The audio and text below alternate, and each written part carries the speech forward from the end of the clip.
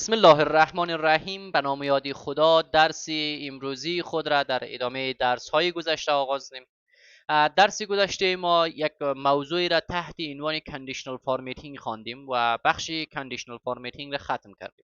امروز یک بخش را میخوانیم، فرمت از تیبل.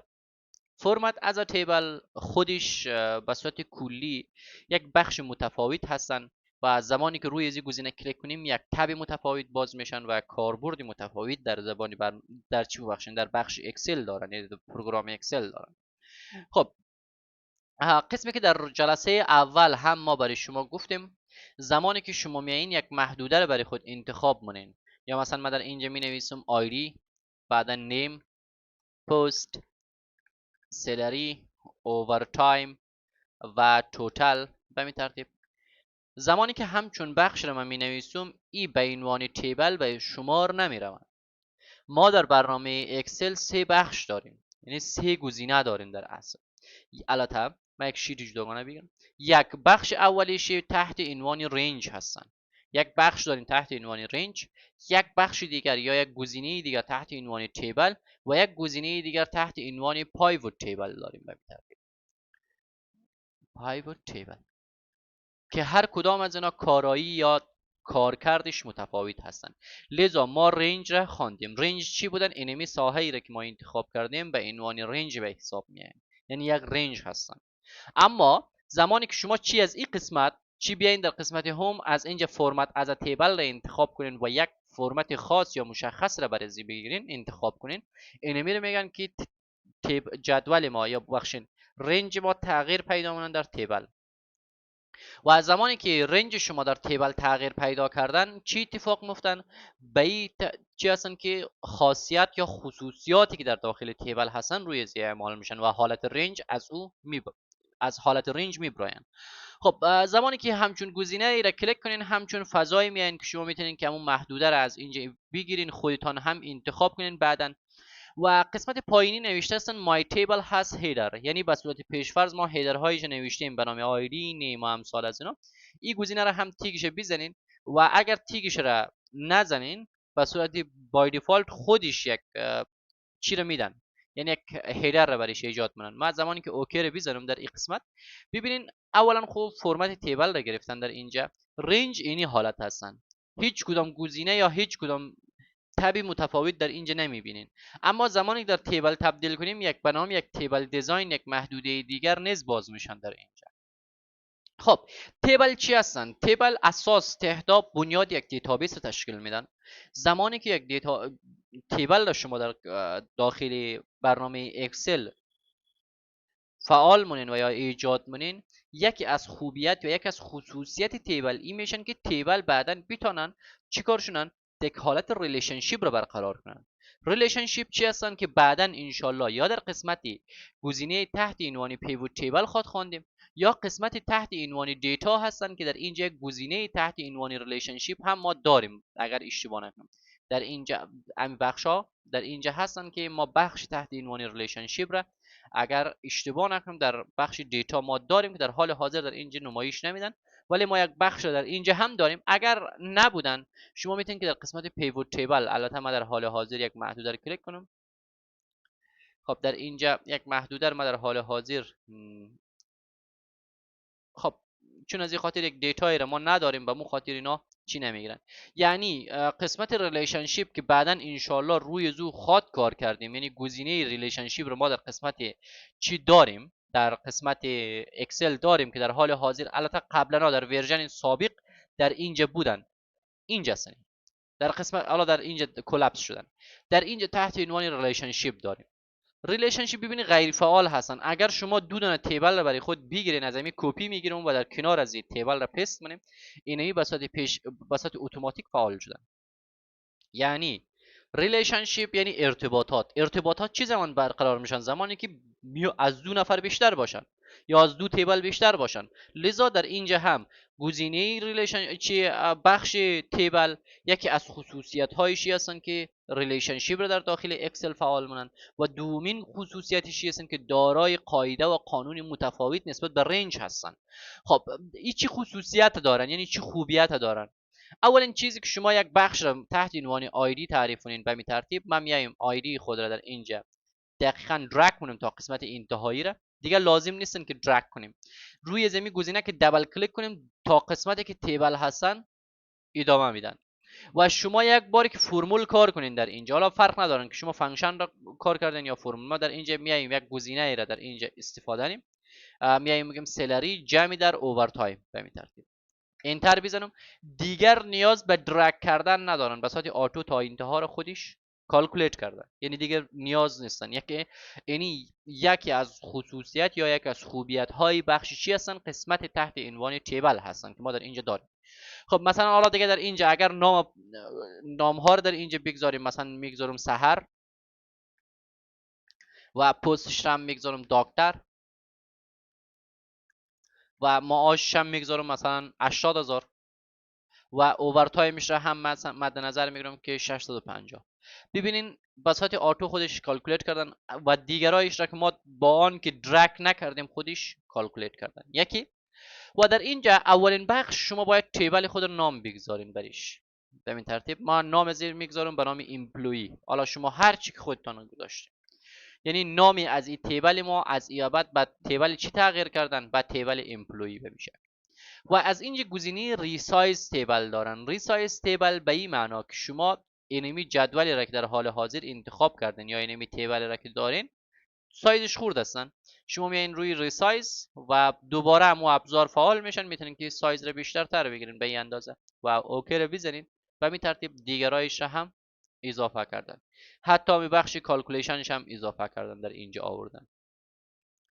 قسمت بعدی summarize with pivot table. ما امروز کار نداریم، همراه با pivot table اصلا کار نداریم و pivot table وظیفش تجزیه کردن هستن و کاربرد متفاوت تر دیگر را دارن و در اینجا هم میگن که summarize یعنی خلاصه سازی کنیم به این ترتیب، که این در جلسه آینده در همراه با pivot table در اینجا هستن که در این قسمت ما میخوانیم. قسمت ریموو دوپلیکیت هستن. ریموو دوپلیکیت یعنی فضاهایی که در جدول شما دوپلیکیت یا دوگانه باشن برای شما در اینجا میگیرن. ما زمانی که ریموو دوپلیکیت کلیک کردم همچون گزینه آمد، یک گزینه انسلکت آل دارین که تمام از این بخشا رو انسلکت کنن، یک گزینه سلکت آل دارین. ولی ما از اینجا میایم انسلکت آل میگیم که آیدی های ما اگر دوپلیکیت بود دیگر حذف کنن. وجود از یک خانه که در اینجا هستن دیگرایش رو باید پاک کنن. ببینید در اینجا مابقی از اینا رو از اینجا برداشت، فقط تنها یک خانه، چون این دوپلیکیت نبودن به این ترتیب، یعنی یک خانه شامل دوپلیکیت ها نمیشن به این ترتیب. قسمی که ما برای شما توضیح دادم، برای شما گفتیم که برنامه اکسل به صورت پیشفرض یعنی یک رنج هستن، ولی در حال حاضر ما در یک تیبل تبدیل کردیم و از زمانی که شما تیبل خود را انتخاب کنین از اینجا هم میتونید که کانورت رنج بگیرین، یعنی پس در حالت رنج تبدیل کنین، از حالت تیبل در رنج تبدیل کردین. حالا دیگه کاربرد خاص ندارن، شبیه یک تیبل عمل نمیکنن و کارهای یک تیبل را انجام نمیدن. در اینجا چی هستن؟ در حال حاضر یک رنج هستن، یک ساحه هستن. ما کنترل زید میزنم یا از کیبورد کامپیوتر خود کنترل زید میزنین یا از اینجا هم میتونین که اندو کنین به این شکل. در قسمت بعدی در اینجا گزینه هستن انسر سلایسر دارین. انسر سلایسر وظیفهش چی هستن؟ وظیفهش هستن که تعدادی از کارمندار شما در اینجا دارین و میخواین برای بتن برایش ایجاد کنین. روی این گزینه من کلیک کردم و میگم فقط تنها برای نام ها یک بتن ایجاد کنن. نام انتخاب کنیم و از اینجا اوکی میگیرم. یک همچون بخش را برای ما آوردن. حالا هر قدر نامی که در اینجا من اضافه کنم در این قسمت، مثلا ای بار نام های مثل مریم و نام بعدی ببینید در اینجا هم اضافه میشن و نام مثل هاجر، نام حالا ببینیم که شاگرد آصفه، نام فرشته اینا در اول پیج هستن، نام فرزانه و نام خودی من و نام علی، نام هادی، نقی و زکی. همینطور تمام نام ها در اینجا هم اضافه شد. اما این چی کار منن؟ انسر سلایسر کارش چی هستن؟ کارش چی هستن؟ زمانی که شما روی یکی از این ابزارها مثلا روی علی کلیک کنین تنها علی رو برای شما نشان میده، یعنی کاری شبیه فیلتر هستن. شما هر بخش رو مثلا ما در اونجا نام اولی ما به نام چی بودن؟ سحر بودن. سحر رو ما در اینجا داریم، بله در اینجا هستن. رویش کلیک کنیم سحر رو با تمام مشخصات نشان میدن. و دوباره اگر روی کارنر که به نام کلیر فرمت هستن رویش کلیک کنین، دوباره تمام امو دیتا های شما را دوباره نشان میدن. در اصل خود اینمی بتنی که ما در اینجا توسط انسر سلایسر ایجاد کردیم که میتونین خرد و بزرگ کنین و در عین حال حالا به دست خود شما هستن که شما چه قسمی اینا را تنظیم کنین و بعدا بتونین که حالا در کالم های مختلف تغییر بدین به این شکل. که گزینه تحت عنوان سلایسر هم در اینجا باز میشن که شما میتونین که گزینه ها حالا دیزاین های مختلف اولا نام از زیر تغییر بدین و گزینه اینسر سلایسر سیتینگ همون نام هستن که از اینجا هم میتونین تغییر بدین و از اینجا هم. و قسمت بعدی که در اینجا هستن نوعیت کلر هایش هستن که شما بیاین کلر های از اینا رو تغییر بدین، چه قسمی یک رنگ داشته باشن.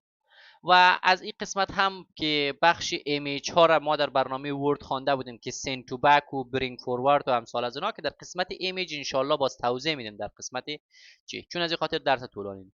اما اینجا گزینه تحت عنوان کالمز دارن. کالمز یعنی که تعداد نام ها در یک ستون چند دانه باشن. ما در اینجا مد نظر میگیریم چند دانه، 2 دانه، ببینید 3 دانه، 4 دانه. و این ترتیب شما آمدین نام ها را خلاصه و خردتر کردین. یعنی نام ها را حالا اگر روی مثلا آصفه، نام آصفه کلیک کنم به این ترتیب، روی هر بخش کلیک کنم به این ترتیب تمام مشخصاتش میایین و در انتها هم شما روی کلیر کلیک کنین به این ترتیب گزینه کلیر برای شما باز میشه. این از قسمت چی بودن؟ قسمت انسر سلایسر بودن که ما در اینجا توضیح دادیم. قسمت بعدی یا بخش بعدی تحت نام اکسپورت هستن. اکسپورت چی هستن؟ اکسپورت ما یکی ایمپورت داریم و یکی هم اکسپورت داریم. چون این دو ابزار رو ما در حال حاضر در داخل کامپیوتر خود نداریم، روی زی گزینه کلیک کنیم یک بخش دیگر یک آدرس لینک باید برش بدیم که حالا در اینجا کار ننیم. این به خاطر چی هستن که شما این دیتا رو میخواین در یک جای دیگه ارسال کنین، اکسپورت کنین، از داخل برنامه اکسل بیرون کنین که ایرا انشالله قسمت پراپرتیز، اوپن براوزر اند لینک ایر در کجا میخوانیم؟ در قسمت دیتا، زمانی که گیت ترانسفورم دیتا رو هم خواندیم در اونجا کار میدن، یعنی اونجا فعال شدن. بعد از اون در اینجا هم میایم توضیح میدیم که به چه صورت هستن. حالا قسمت های دیگریش مثلا هیدر رو باشن نباشن، در صورتی که تیکش شما کلیک کنین به این ترتیب برای شما چینن. و توتال رو یعنی که تعدادی معاشات به صورت اوورال چند شدن. اگر یک فرد دیگر مثلا مریم رو در اینجا میارم انجینیر مد نظر میگیریم و معاش هم مثلا 100,000 مد نظر میگیرم، ببینید در اینجا دقیقا تغییر کردن. حالا اگر ما 200 رو روی زی اضافه کنیم در اینجا هم قیمت ها تغییر کنن. خب در قسمت دیگر در اینجا به نام فرست کالم داریم. ببینید تغییرات با وضوح دیده میشن که فرست کالم را بولد کنن.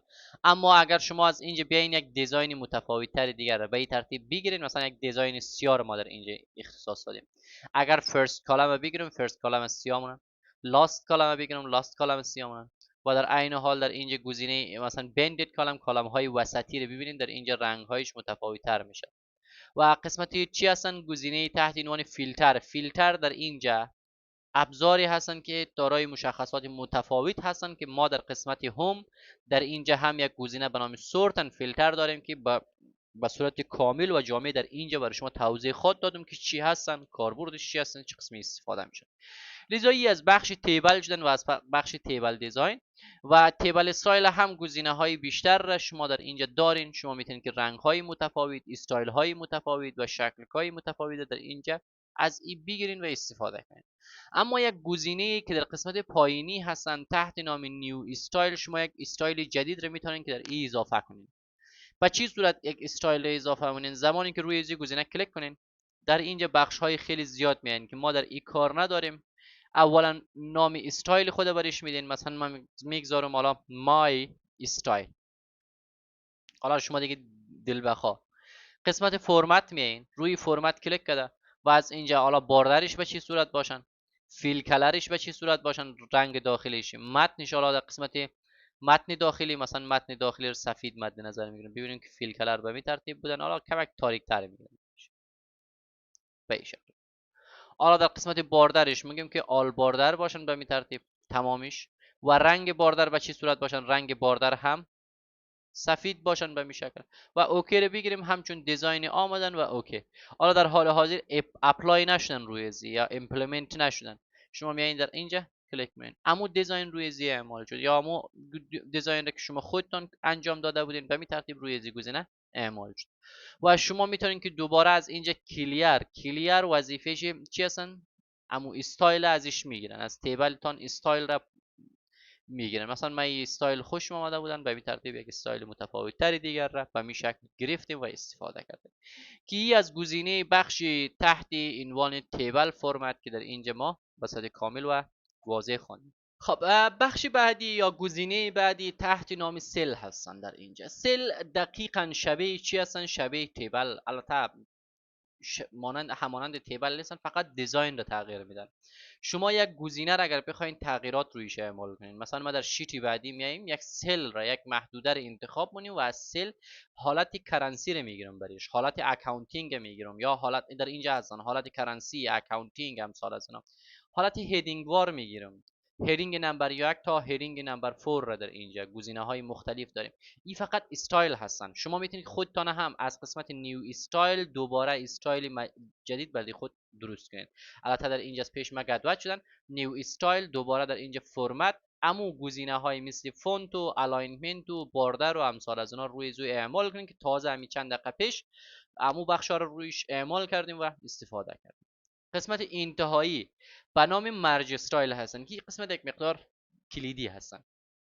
ببینین ما یک استایل مجبور هستم برم جور کنم. یک استایل مریم جور کنیم به این ترتیب. نام استایل خود باید بگذاریم، مثلا به نام حالا سل استایل من میگذارم، سل استایل.